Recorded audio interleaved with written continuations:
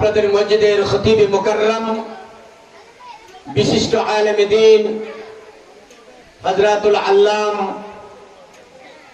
মাওলানা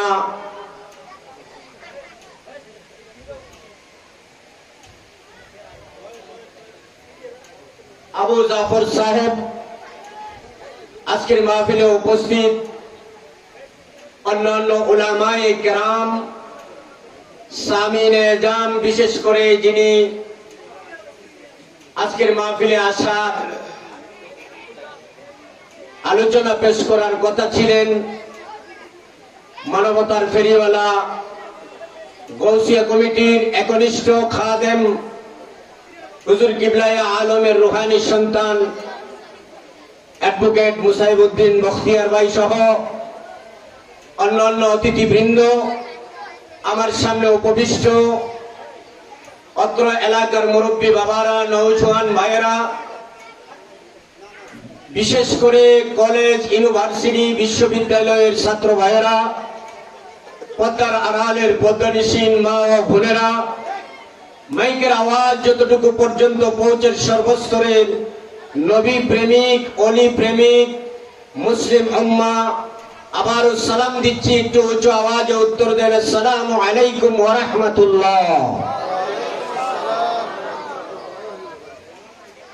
আল্লাহ রাব্বুল আলামিন জাল্লা শানুহুর দরবারে কালিমাতুশ শুকুর এবং সুজুদ আদায় করছি অবনত মস্তকে, যেই মুনিব আমার মতো গুনেগারকে আজকের এই আজিমুশ শান নূরানি ঈমানি রূহানি মাহফিলে যথাসময়ে উপস্থিত হওয়ার তৌফিক দান করেছেন।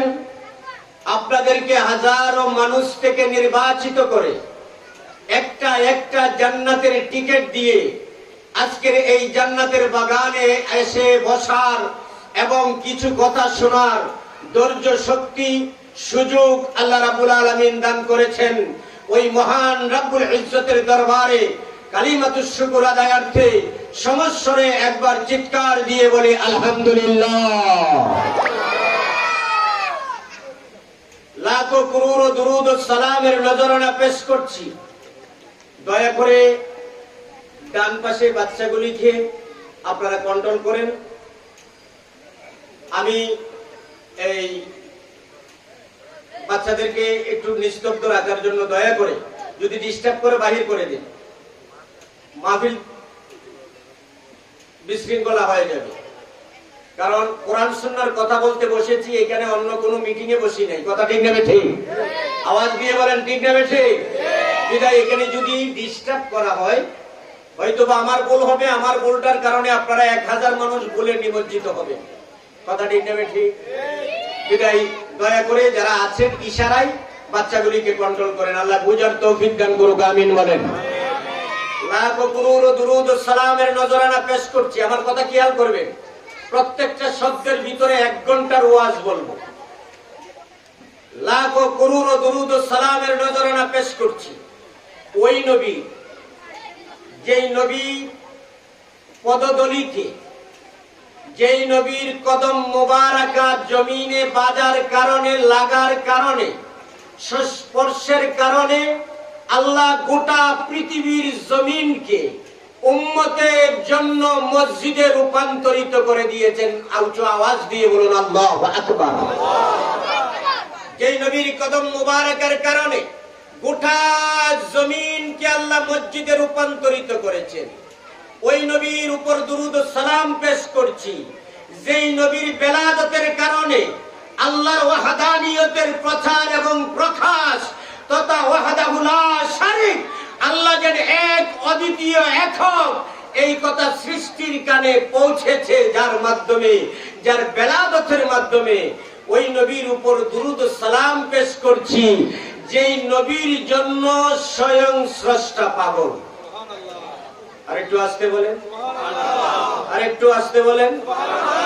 বাঙালি বড় উল্টা চলতে পছন্দ করে, আসতে বললে জোরে বলে, জোরে বললে আসতে বলে। যার বেলাদতের কারণে লাউলা কালামা ওয়া আযহারতুর রুবুবিয়াতা, আল্লাহ বলতে যায়, হাবিব, আমি যদি আপনাকে এই পৃথিবীতে না পাঠাইতাম চাইতাম আমি যেন এক অদ্বিতীয় একক সত্তা, এটা কোনোদিন সৃষ্টির কানেই যেত না। আমি আপনার মৌলুদ বেলাদতের কারণে আমি আল্লাহ প্রচার হয়েছি, বিদায় আপনার বেলাদতে আমি খোদাও খুশি, 18,000 আলমও খুশি। ওরা আওয়াজে বলুন সুবহানাল্লাহ। কথা খেয়াল করবেন বাবা, আমি আবার ওই যে সচরাচর নাটকীয় আলোচনা করতে জানি না, এটা আমার অভ্যাস নেই। ওই নবীর দুরূদ ও সালাম পেশ করছি, যেই নবীর শুভ আগমনের কারণে সমস্ত পৃথিবী আজকে পুত্তলিকতা থেকে, পাথর পূজা থেকে, সূর্য পূজা থেকে, অগ্নি পূজা থেকে, মূর্তি পূজা থেকে, বহু ঈশ্বরবাদিতা থেকে এক আল্লাহর ইবাদত করা শিখেছে। ওই নবী মুহাম্মদুর রাসূলুল্লাহ সাল্লাল্লাহু তাআলা আলাইহি ওয়াসাল্লামের দরবারে দুরূদ ও সালাম পেশ করছি, ওই নবীর কদমে দুরূদ ও সালাম পেশ করছি।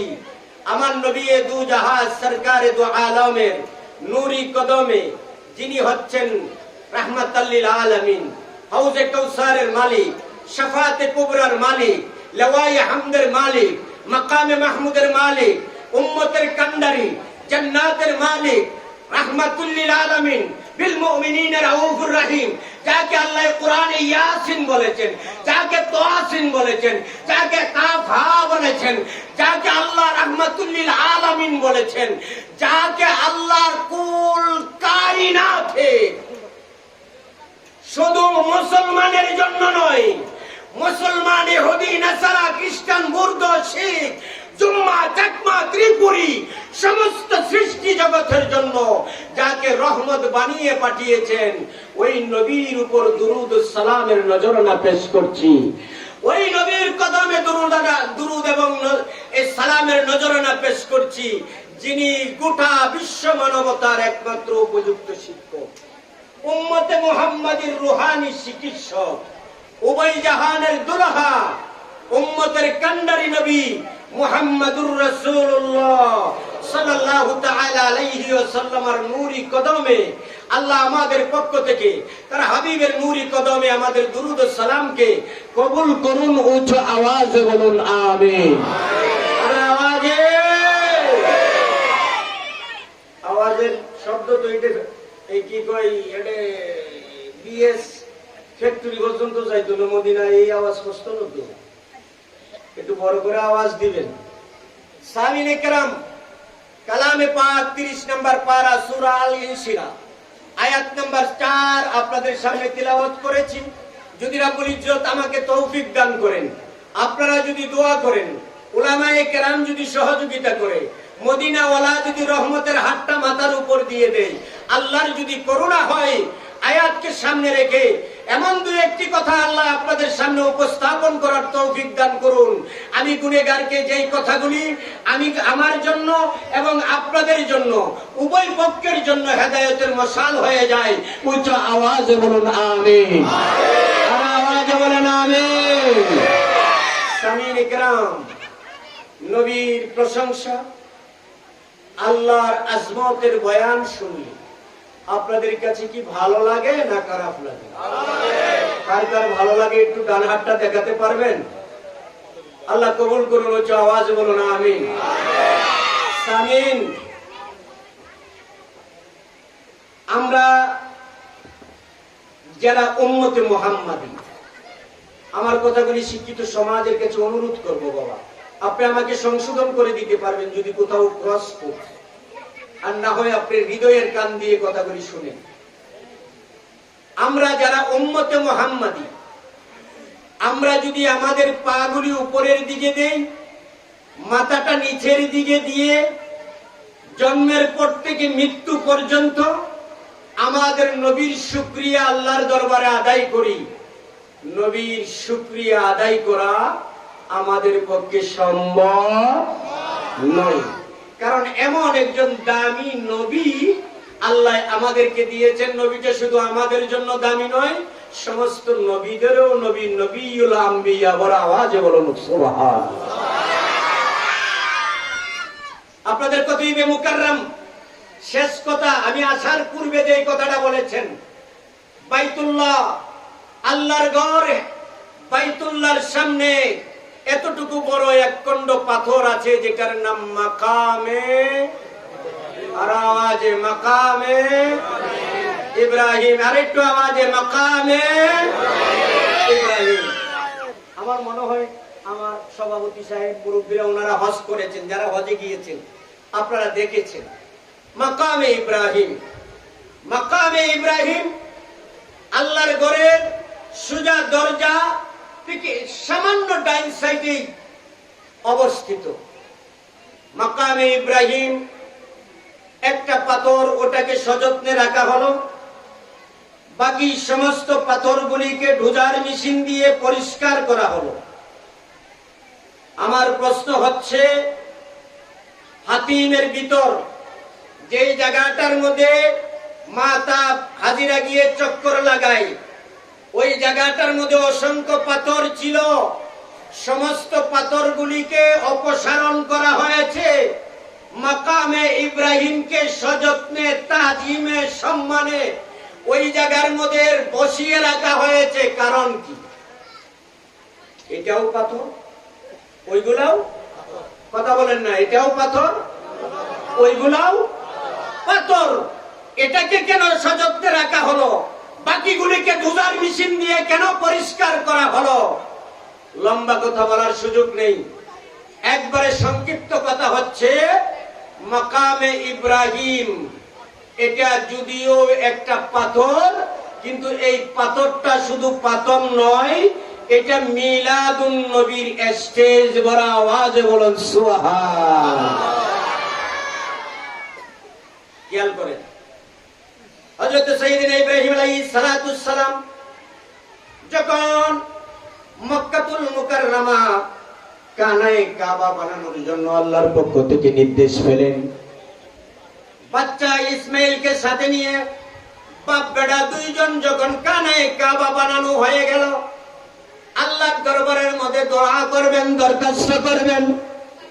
আল্লাহ রাব্বুল আলামিন ইব্রাহিম এবং ইসমাইল আলাইহিস সালাতুস সালাম, বাবা এবং ছেলে, বাপ বেটা দুজন, বাবা ছিল মিস্ত্রি, ছেলে ছিল হেল্পার।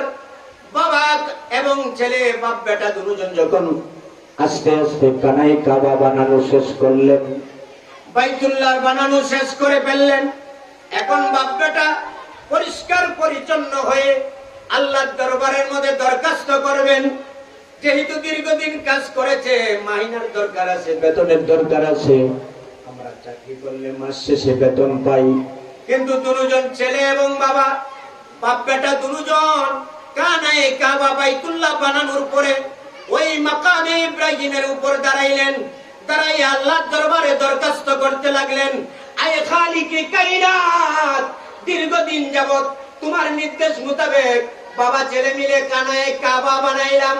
আল্লাহ, তোমার দরবারে শুকর আদায় করছি, কিন্তু কানায়ে কাবার বানানোর বিনিময় কোনো কিছু চাই না, চাই না, চাই না।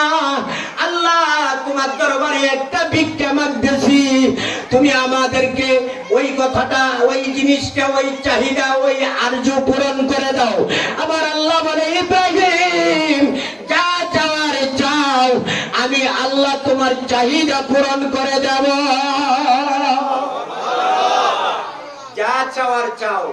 ইব্রাহিম আলাইহিস সালাতুস সালাম অন্য কিছু চাই নাই, পাথরে দাঁড়িয়ে বলতেছে, আল্লাহ, যে নবীটার কারণে আমি ইব্রাহিমকেও বানাইলা, ওই নবী মুহাম্মদকে আমি ইব্রাহিমের বংশ দিয়ে দাও। আর আওয়াজে আল্লাহ বলে, আই মাহবুব জান, আমি কবুল করলাম। সুবহানাল্লাহ বলেন। আমরা নামাজের মধ্যে যে দুরূদ শরীফ পড়ি, এটা গলত মশহুর, ভুল প্রসিদ্ধ, এটাকে আমরা বলি দুরুদে, কথা কয় না, দুরুদে ইব্রাহিম। নামাজের মধ্যে যে দুরূদ শরীফ পড়ি, আল্লাহ রাব্বুল আলামিন খালিকি কায়নাত আমার নবী রাহমাতুল লিল আলামিনকে যখন ইব্রাহিম আলাইহিস সালাতুস সালাম পাথরের উপর দাঁড়িয়ে আল্লাহর দরবারে সাহায্য চাইলেন, ভিক্ষা চাইলেন, আল্লাহ গো, কোনো কিছু চাই না, কানায় কাবা বানাইলাম, তুমি বানানোর সুযোগ দিলা। আল্লাহ এর বিনিময়ে বাপ বেটা একটা জিনিস চাই, তোমার ওই নবীটাকে আমার বংশে দাও, যাতে করে আমি ইব্রাহিমের নাম গোটা পৃথিবীময় তোমার নবীর উসিলায় জিন্দা হয়ে যায়।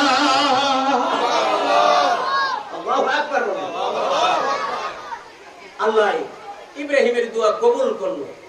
দোয়া তো কবুল করেছে, বলতে যে ইব্রাহিম দোয়া কবুল করেছে ঠিক আছে, কিন্তু যেই জায়গাটার দাঁড়িয়ে তুমি দোয়া করেছো না, ওই পাথরটাকেও আমি স্মরণীয় করে রাখবো। যদি কেউ প্রশ্ন করে মিলাদুন নবীর কোন দলিল আছে না, তখন ওই মাকামে ইব্রাহিমের দিকে আঙ্গুল দিয়ে ইশারা দিয়ে বলে দিও মাকামে ইব্রাহিম এটা মিলাদুন নবীর স্টেজ। ওরা আওয়াজে বলুন আল্লাহু আকবার। সামিনে কেরাম, ইব্রাহিম আলাইহিস সালাতুস সালাম আল্লাহর দরবারে খুঁজেছিল, ওই নবীটা আমাদের নবী। ঈসা নবী আল্লাহর দরবারে খুঁজেছিল, ওই নবীটা আমাদের নবী। আদম অহংকার করেছিল, ওই নবীটা আমাদের নবী। শীষ যেই নবীকে নিয়ে প্রশংসা করেছিল, আমাদের নবী। দাউদ যেই নবীর জন্য পাগল ছিল, আমাদের নবী। আইয়ুব যেই নবীর জন্য পাগল ছিল, আমাদের নবী। সুলাইমান যেই নবীর জন্য পাগল ছিল, আমাদের নবী। আরে আমাদের নবী তো নবী না, এটা আল্লাহর নবী। বড় আওয়াজে বলুন সুবহানাল্লাহ। আমাদের নবী শুধু নবীদের নবী নয়, আল্লাহ নিজেও বলেছেন ইয়া আইয়ুহান নাবিয়্যু, ইয়া আইয়ুহান নাবিয়্যু ইন্না আরসালনাকা শাহিদান ওয়া মুবাশশিরান ওয়া নাযীরা ওয়া দা'iয়ান ইলা আল্লাহি বিইذনিহি ওয়া সিরাজাম মুনীরা। আল্লাহু আকবার বলেন। এমন একজন নবী, যেই নবীটার প্রশংসা আমার মতো গুণেগার আপনাদের সামনে কোটি মিলিয়ন বিলিয়ন ভাগের এক ভাগেও তুলে ধরার যোগ্যতা নাই। এরপরও গোলাম যেহেতু গোলামের কামেই হচ্ছে মনোবীর সন্তুষ্টি, গোলামের কামেই হচ্ছে মুনিবের প্রশংসা করা। মুনিবের প্রশংসা গোলাম যত করে, গোলামের প্রতি মুনিব তত খুশি হয়। আল্লাহ তুমি আমাদের এই প্রশংসাগুলি এই চক্রেশবাসীর পক্ষ থেকে তোমার নবীর পক্ষে কবুল করে তোমার নবীর দিদার নসিব করে দাও। বড় আওয়াজে বলুন আমিন। সামিনে কেরাম, আমার নবীর শান ও আজমত, মাকামে মুস্তাফা, আজমতে মুস্তাফা, হুব্বে মুস্তাফা, তাজিমে মুস্তাফা সাল্লাল্লাহু তাআলা আলাইহি ওয়াসাল্লাম, আমার নবীর শান ও আজমত বর্ণনা করা সম্ভব নয়। সামান্য করি আমরা কেন? নিজেকে দামি বানানোর জন্য, নবীকে দামি বানানোর জন্য নয়। সুবহানাল্লাহ বলবেন না? আর একটু আওয়াজ দিয়ে বলেন সুবহানাল্লাহ। আচ্ছা, আপনাদের দেশে, আমরা তো সবাই বাঙালি, আমাদের দেশে স্বর্ণ আছে না নাই? বলা না, আওয়াজ দিয়ে বলেন না। স্বর্ণ আছে না নাই? স্বর্ণের অলংকার, যেটা পিওর স্বর্ণ দিয়ে অলংকার হয়, হ্যাঁ, স্বর্ণের সাথে কি মিশ্রিত করতে হয়? কথা কয় না। খাইট, আর সিডাঙ্গি ভাষায় বেড়ে কি হয়? খাইট। আচ্ছা, আর জিলাপি নো খাই না, খাই। কথা কয় না। জিলাপি খাই না, খাই। শাহী জিলাপি, নরমাল জিলাপি, জিলাপির মধ্যে ভসা খাই ন দিলে জিলাপি হয় না। জিলাপি 400 টাকা কেজি, ভসা খাই দিলে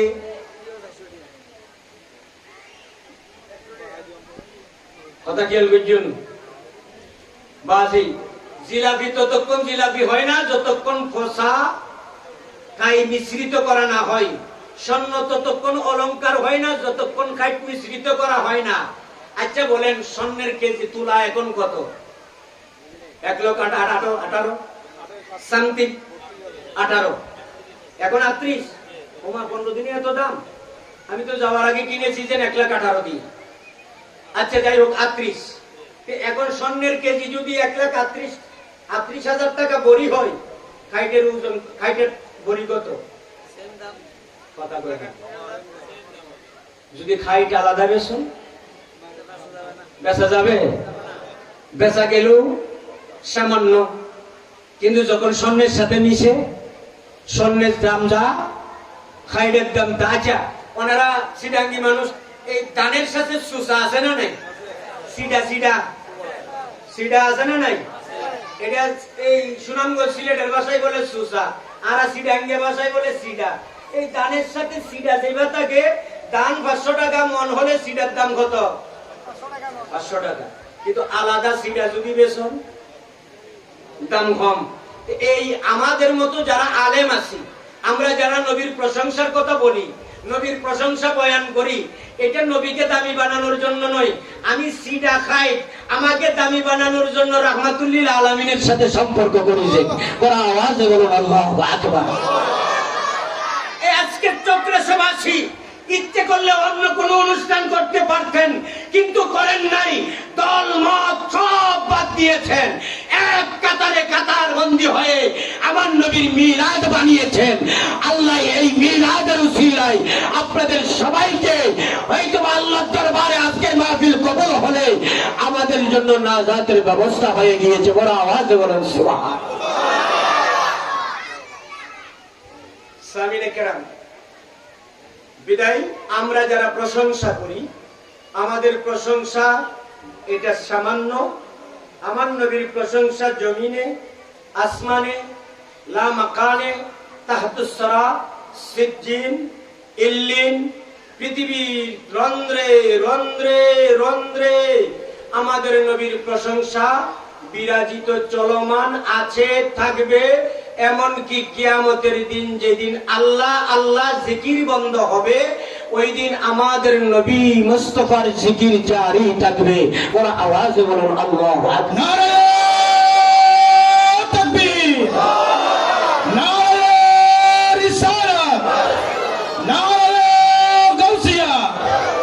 হযরতুল আল্লামা জনাব মাওলানা শফিকুল ইসলাম সাঈদী সাহেব। আপনারা হয়তো বলতে পারেন যে হুজুর এই কথাটা কেমন? আল্লাহর জিকির বন্ধ হবে, নবীর জিকির বন্ধ হবে না? হ্যাঁ বাবা, কোরআন শুনেন। আল্লাহ বলতেছে কালামে পাকে, কুল্লু মান আলাইহা ফান। এমন একটা দিন আসবে, অনুফিখা ফিস সূর, এমন একটা সময় আসবে, দিন আসবে, ওয়াক্ত আসবে, যখন আসমান জমিন সবকিছু চূর্ণ বিচূর্ণ হয়ে সমতল হবে। ওই দিনটার নাম কি?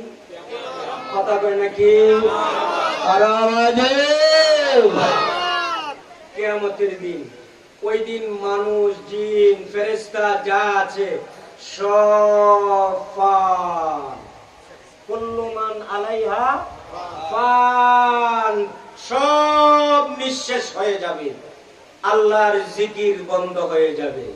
আল্লাহ বলে হাবিব ওয়ারাফা'না লাকা যিকরা, যেদিন আমার জিকির বন্ধ হবে না, আপনি পেরেশান হয়েন না।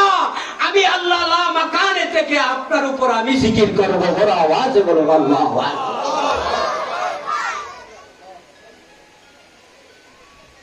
আপনার উপর আমি জিকির করব। বিদায় আসমান ও জমিন, লৌহ কলম, সিদরাতুল মুনতাহা, লা মাকাম, যেখানে যেখান যখন তখন কিছুই নেই, হর জায়গায় হর হামেশা সব সময় আল্লাহর জিকির হচ্ছে। আল্লাহর জিকিরের সাথে আমার নবীর জিকির ও উচ্চারণ হচ্ছে। বড় আওয়াজে বলেন সুবহানাল্লাহ। সামিনে কেরাম, গভীর মনোযোগ। এনারা মাইকা হইলে রাইলি গলা গায় খালকে মাহফিল বসুদিন লাগাতার মাহফিল আছে, যিনি কেন বিজুম বাজি তুই এখানে সাউন্ড গান ঠিক করি তো। আর তো একদিন না আলোচক না বাজি। হ্যাঁ, খাদ্য আরো বিশাল প্রোগ্রাম। আল্লাহ কবুল করুক, আমিন কোন রমজান। সামিনে কেরাম, আসমান জমিন লৌহ কলম, পৃথিবীতে মসজিদে মন্দিরে মাদ্রাসায় মেহরাবে এমন কোন জায়গা নাই যেই জায়গার মধ্যে আমাদের নবীর জিকির নাই। আরেকটু আসতে বলে কোরআনের আয়াত দিয়ে প্রথমে বুঝাইলাম, এখন শুনেন বুখারীর হাদিস নেই। সামিনে কেরাম, বুখারী শরীফ। আবার এই হাদিসটা ইমাম মুসনবী ওনার মুসনবীর মধ্যে বর্ণনা করেছেন। বুখারী শরীফের জিলদ নাম্বার আউয়াল 125 নম্বর পৃষ্ঠায় জাবির ইবনে আব্দুল্লাহ রাদিয়াল্লাহু তাআলা আনহু থেকে হাদিসে কারীমা বর্ণনা করা হচ্ছে। নবী দু জাহান সরকার দু আলম সাল্লাল্লাহু তাআলা আলাইহি ওয়াসাল্লাম আমাদের নবীর জিকির শুধু বলন্দ নয়, আমাদের নবীর পা মুবারাকা যদি পাথরের মধ্যে লাগছে, ওই পাথরটা জিন্দা হয়ে আল্লাহ আল্লাহ জিকির করেছে। সুবহানাল্লাহ। আগামী বছর কইয়ে নবীর পা মুবারক যেই গাছের সাথে শুকনা গাছের সাথে লাগছে, ওই শুকনা গাছটা সাথে সাথে জীবিত হয়ে আল্লাহ আল্লাহ জিকিরের মধ্যে মশগুল হয়ে গিয়েছে। সাহাবীয়ে কেরাম একটা নয় দুইটা নয়, বুখারীর মধ্যে অসংখ্য হাদিস আমার নবীর মুজিজা নিয়ে বর্ণনা করা হয়েছে। ইমামে বুখারীর মধ্যে নকল করেছেন। আমার নবী দু জাহান সরকারে দু আলম সাল্লাল্লাহু তাআলা আলাইহি ওয়াসাল্লাম, ওনার জিকির, ওনার তাজকিরা, আমার নবীর শান আজমত কেমন একটু দেখেন। আমার নবী দু জাহান সরকারে দু আলম যখন মসজিদে নববী বানানো হলো, আমার নবীর জন্য একটা মিম্বর বানানো হলো। ওই মিম্বরটা এখনো আছে।